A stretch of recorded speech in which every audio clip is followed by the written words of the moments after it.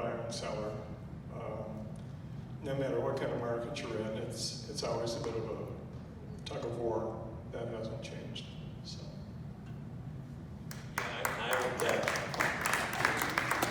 I would echo what Larry said. People ask me that all the time. What's changed or what hasn't changed? You know, and I still think. I got in this business 52 years ago, and the part that hasn't changed, which I think is about 60% of the business, is relationships, how you go about sales, okay, technology and all that. That's what's changed. How you can get prospects, great. How you can follow up through email, blah blah blah. That's changed. It's helped us in the business. But the main thing of selling, okay, that has not changed. That's still really important, I think. I'll take a different tack. What has not changed is how magnificent the mountains are, the clouds, the stars. When we walk outside and you look at this world that we live in, it is bigger and stronger than all of us.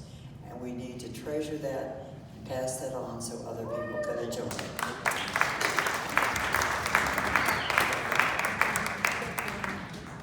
Am I doing it right? I feel like everything has changed, and probably I go back to people though, because I look out amongst all of you and I feel like there's so many young people now that I don't know, but look who showed up. I think I know probably 3/4 of the people sitting here, and you're all smiling, and it's so wonderful.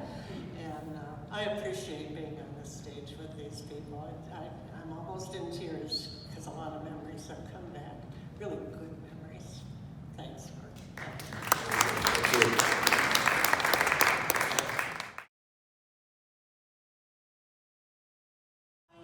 I'm a little nervous. I'm out with one of my first buyers. When we walk into a condo, and the first words out of my mouth are, "Oh my God, look at that orange shade carpet." And the buyer turned to me and she said, "That's what I have in my home."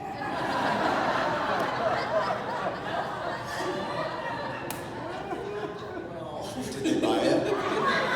I don't even remember. She probably to this day doesn't speak to me.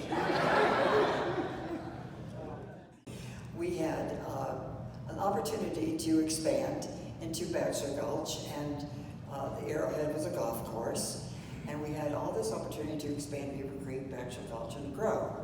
Well, at the same time, Rod Slifer and Harry and all had formed this marvelous company with Slifer, Smith, and Frampton.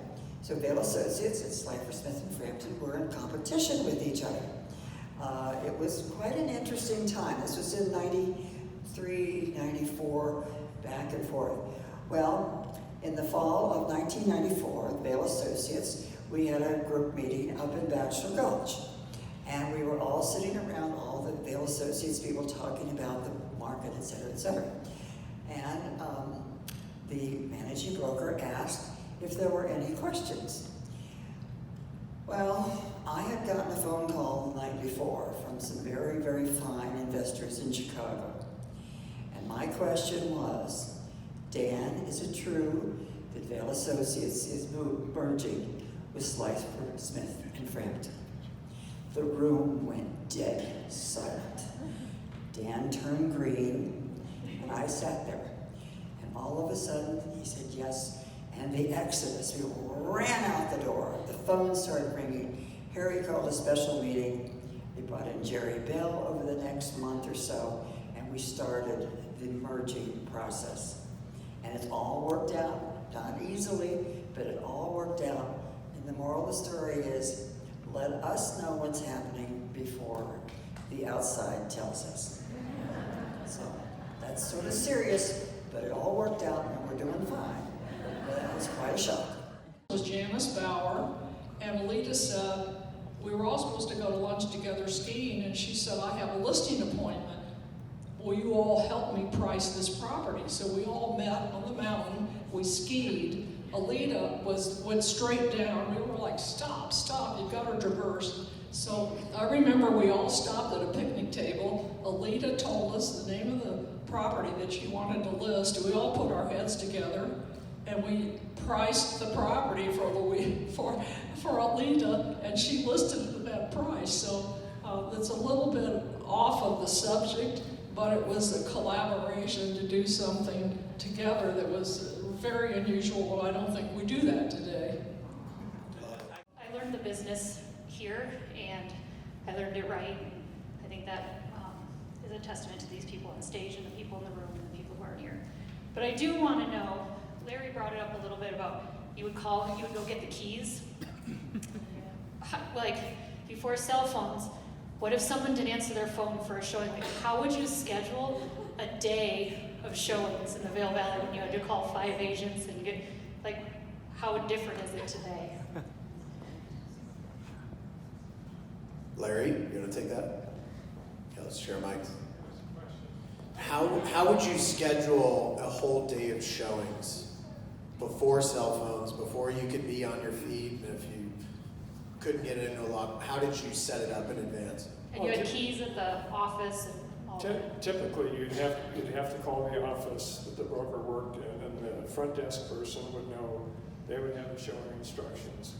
You know, at Prudential and Berkshire, we would have, everybody would be issued a little booklet once a week with all the showing instructions. So if somebody called you, you'd flip through it and you go, okay, here's how you show it. We've got a key in the office. We need to set it up. We need to call so-and-so. And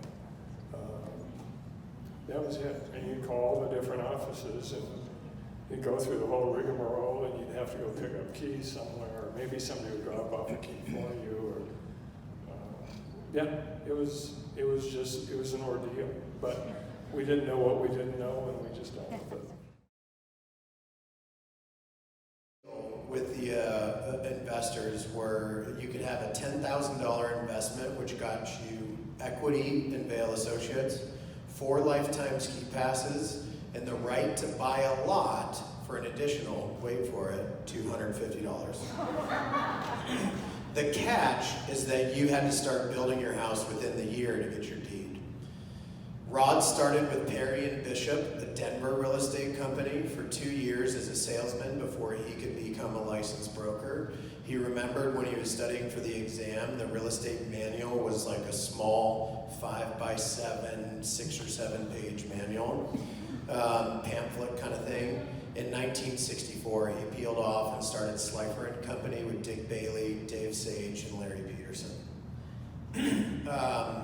His favorite restaurant for dinner is Sweet Basil Mountain Standard or the Left Bank, because they're all right downstairs and he doesn't even have to walk outside to go there.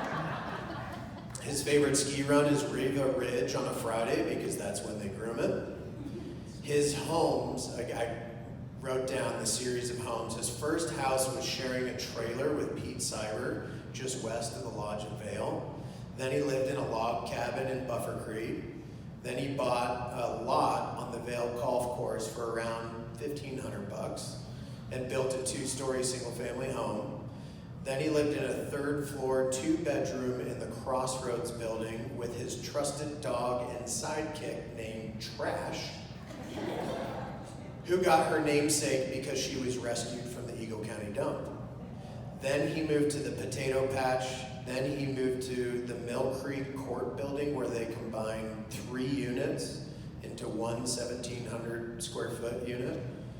And then Rod and Beth bought from Marty Head of Howard Head their current home in Gore Creek Plaza, right above Sweet Basil. So I thought that'd be fun to share. I was going to congratulate all these people at the end, rather than ask them another question, and say how much they mean to all of us that have been in this business.